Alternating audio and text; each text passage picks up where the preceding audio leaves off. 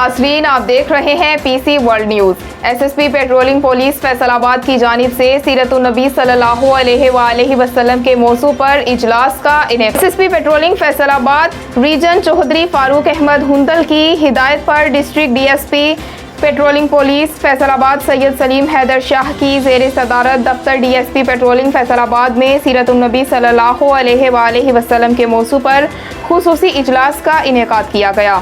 हमारे नुमाइंदे खुसूसी पाकिस्तान गुलाम दस्तगीर की तफसीलात के मुताबिक इजलास में फैसलाबाद की मुख्तलिफ पोस्ट हाई से आए हुए जवानों ने शिरकत की। इजलास का मकसद पेट्रोलिंग अफसरान को नबी करीम सल्लल्लाहु अलैहि वसल्लम की सीरत तैयबा से रोशनास करवाना है।